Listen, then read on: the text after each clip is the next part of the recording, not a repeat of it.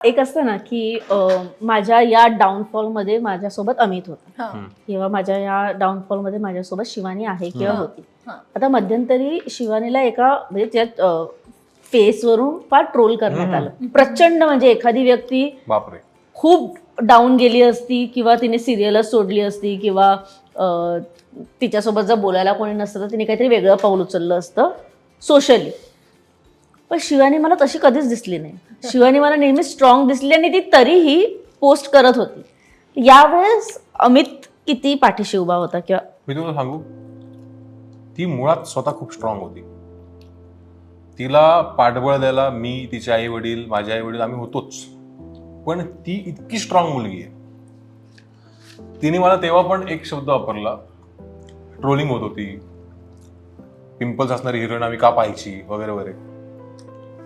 ती या लेवलला होती की आम्ही हेच लोक पुढे ना माझ्यावर खूप प्रेम करतील. हा पॉझिटिव्ह ऍटिट्यूड असणं हे खूप महत्वाचं आहे. आपण बॅकिंग देऊ पण मेंटली काय करणार. विचार आपण नाही बदलू शकत ना समोरच्या माणसाचे. ते विचार कणखर बनवले ह्या पोरीने स्वतःचे होता.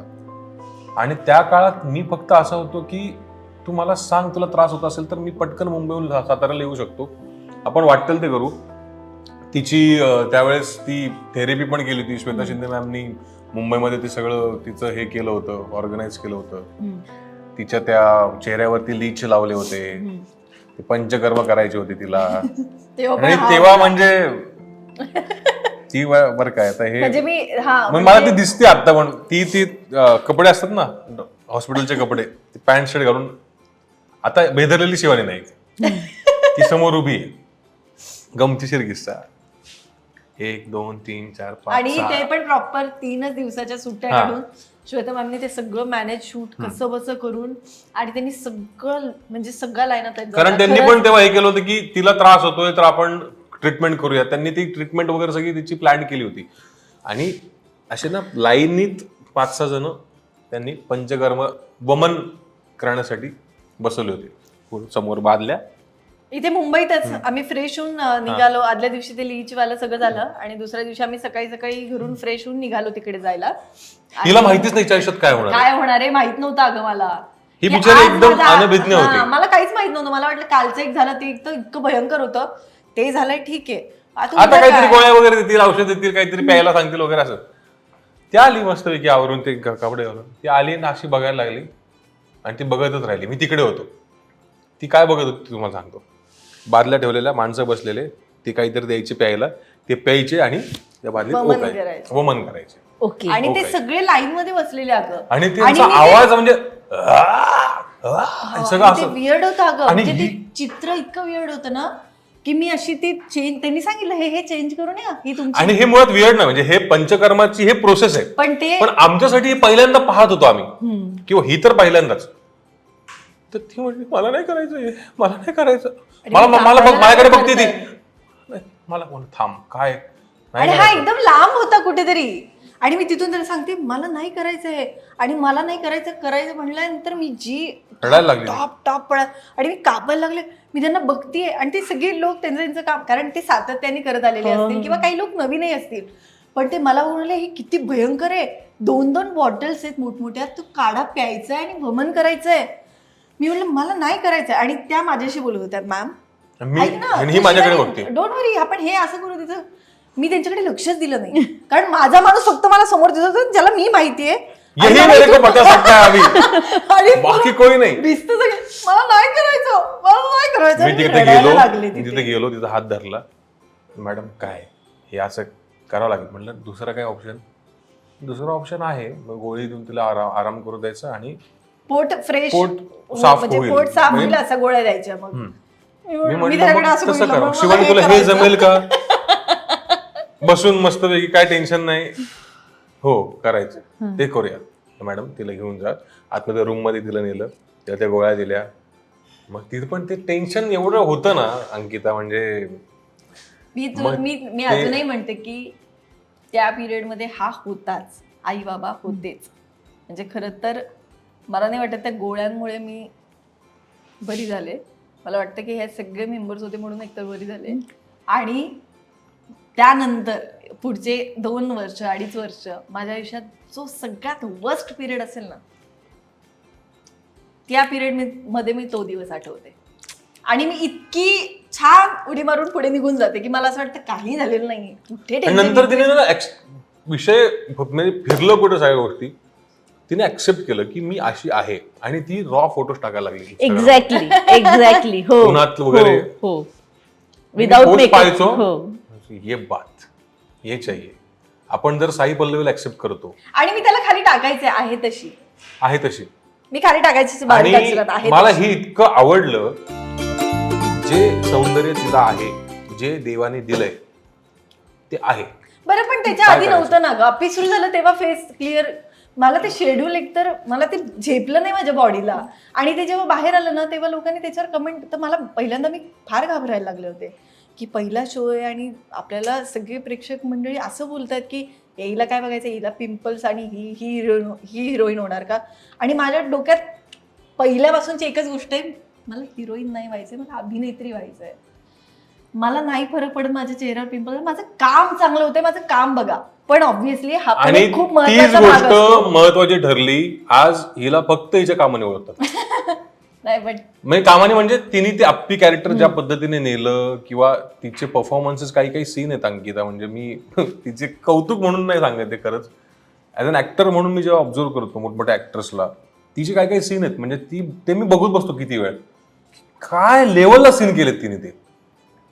म्हणून ती ऍक्ट्रेस म्हणून मोठी झाली आणि आज एवढं लोकांचं प्रेम मिळालं आणि झी मराठीची लोकप्रिय नायिका घेऊन आली.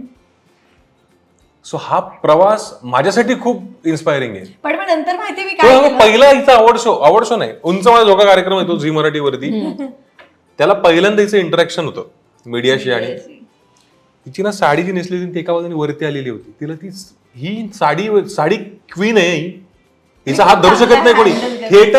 थिएटरमध्ये 10 सेकंदाच्या फेडआउट मध्ये साडी चेंज करून येणारी मुलगी आहे, कधी ती साडी चुकत नाही. पण एवढ्या मोठ्या शोला ती साडी तिला करता येत नव्हती, म्हणजे विचार करा प्रेशर काय असेल. तिथून तेव्हा सुरू होणार होतं ती अप्पी किंवा ती शिवानी, ते आज लोकप्रिय नायिकेचा अवॉर्ड घेऊन येणारी शिवानी, हा प्रवास माझ्यासाठी खूप इन्स्पायरिंग आहे. आणि त्यासाठी लव्ह यू या मुलीला. किती छान. मी मला सांगायला खूप आवडेल की ती एवढी हेवी ट्रीटमेंट घेतली खरी, सगळं झालं. त्यानंतर मी 2.5 महिने जवळपास ते सगळ्या गोळ्या औषधं सगळं घेत होते सातत्याने. अगदी शूटच्या मधून वेळ काढत ते सगळे काढे घेत होते, सगळं करत होते. मला आवर्जून सांगायला आवडेल की तुमच्यामध्ये ऍक्सेप्टन्स असलं पाहिजे. कुठल्याही एका गोष्टीची एक लिमिट असली पाहिजे. ती लिमिट जेव्हा संपायची वेळ येते ना, तेव्हा तुम्ही ठरवायचं की भाई पास, आता मी नाही एवढंच करू शकते, यावर मी नाही करू शकत. त्या गोळ्यांनी माझी अजून उष्णता वाढायची, मग मला अजून पिंपल. बरं ते जे मी ट्रीटमेंट करत होती त्यानंतर ती जी वरची स्किन होती ना ती पडायची आणि आतमध्ये नवीन स्किन यायची. आमचे मेकअप दादा ते करायचे, मग ते परत ते वरची स्किन व्हायची, मग ते परत आतमध्ये मेकअप. एका पॉइंटला मी माझं रात्रीचं झोपणं बंद झालं. मी अशी विचार करत बसायची घरात एकटीच जाताना. मी विचार करत काय एका दिवशी कुठले सगळ्या गोळ्या घेतल्या, एवढ्या वगैरे अशा गोळ्या होत्या, सगळे घेतल्या. बघितलं ना, आणि यांनी असं काहीच होत नाही. यांनी मी अजून डिप्रेस होतो आणि मला आजारपणाचं एक फिलिंग आलं. मी खिडकी अशी केली, मला अजून आठवण अशी खिडकी बाहेर शेत होती. सगळ्या गोळ्या टाकून दिल्या खाली, 4थ्या मधल्या खाली सगळ्या अशा टाकून दिल्या. कितीतरी हजारांची ती औषधी असेल, मी ती फेकून दिली. पण ती फेकली बरं केलं. ऍक्च्युली मी ती फेकून दिली. म्हटलं मला ते नकोच आहे डोळ्यासमोर, मला ते खूप त्रास होतोय त्याचा आणि मला प्रचंड लेवल त्रास. मी आरशात बघणं बंद केलं होतं. मेकअप दादा यायचं ना, मी म्हणायचं आरसा नको दाखव, तू कर काय करायचं ते. कारण मला ते मी कमेंट वाचल्यानंतर बंद करून टाकलं होतं. मला इतका त्रास व्हायचा ना, मला शूटला कधीच त्रास झाला नाही ना, माझ्या प्रोड्युसरनी मला कुठल्या पद्धतीचा त्रास दिला ना, मला चॅनलनी त्रास दिला. मला काही फिजिकली खूप त्रास झाला, मला इतका मेंटली आणि फिजिकली खूप त्रास, मला इतका त्रास व्हायचा ना. आणि एकटी राहायची तिकडे, म्हणजे आम्ही सगळेजण लांब होतो, आणि आई सोबत वडील कोणीच लांब नाही ग, होते. आपल्याला असं सांगणारं कोणीच नाही की आज चल ठीक आहे ना. होते पण ते असं सांगणारे नव्हते. ते आपल्यासमोर म्हणायचं चल ठीक आहे ना, पण नंतर म्हणायचं झालं पाहिजे का तिचं क्लिअर, ते ना मे बी तिचा रोल जाऊ शकतो बरं का. हे जेव्हा तुझ्या कानावर येतं ना, मे बी तिचा रोल जाऊ शकतो, तिला काढू शकतात, तिला हे करू शकतात, हे इथे ना नेक्स्ट लेवलला हॅमर होतं. म्हणजे असं होतं ना की यार मला इतकी चांगली संधी आली आहे, इतकं चांगलं कॅरेक्टर आहे आणि ते मला सोडून द्यावं लागतंय की काय, बिकॉज ऑफ माय स्किन. आणि मी ते फेकून दिलं आणि दुसऱ्या दिवशीपासून मी मस्त, मला जे काही सेटवर गेले आणि मी सगळं खायला लागले. मग मला तेलकट आवडते, मी खायला लागले, मी सगळं करायला लागले आणि त्यानंतर माझी स्किन हळूहळू इतकी छान होत गेली. या सगळ्यातून तुम्हाला मला एवढंच सांगायचंय, हे गोळ्या औषधं वगैरे काही नसतं. तुम्ही मेंटली फिट पाहिजे. Exactly, mentally. तुम्ही ना भाडमध्ये गेली दुनिया, तुम्ही ती दुनिया काय विचार करते काय नाही, तुम्ही तुमचं आयुष्य जगा चायला, संपला विषय. म्हणून तर हे बघा, ही स्किन जी बघताय ना त्यामुळेच आहे. पण नंतर लोकांच्या, सगळ्या प्रेक्षक वर्गांच्या मला कमेंट्स आल्यात की तू आहे तशी खूप गोड आहेस आणि काय झालं, पिंपल्स असले म्हणून काय झालं, आपण साई पल्लवीला नाही बघत का, आपण याला नाही. मग त्यांनी जरा मला असं वाटलं पण अगेन आता खरंच कोणत्याही मुलाच्या किंवा मुलीच्या आयुष्यात जेव्हा असे प्रसंग येतात, पार्टनर तितका स्ट्रॉंग असणं फार important. तो कायम म्हणजे प्रत्येक ट्रीटमेंटला तो होता, तो प्रत्येक ठिकाणी. इव्हन तो सेटवर काही घडलं, कुठली कमेंट वाचली की मी त्याला फोन करायचे, आम्ही हे असं असं झालं रे, आम्ही मला याचं वाईट वाटतंय रे, चिल, तू बघ एक दिवस, तू कमाल, तुझा एक फॅन बेस वेगळा असेल की नाही बघ तू. आणि ते घडतंय आणि त्याचं मला फार कौतुक आहे. कारण तो आणि तो बरं त्यांच्यामध्ये पण आईबाबांचं किंवा त्याचं बोलणं व्हायचं ना, त्याचा मला पत्ताही नसायचा. तो त्यांच्याकडे फोन करून रडायचा की यार मला तिच्याकडे बघून वाईट वाटतं, मला रडू येतं. मग आई बाबा त्याला समजवायचे की ठीक आहे, तू चिल राहा, तू तिच्यासमोर असं दाखवू नको, तू तिला खूप बूस्ट करत राहा.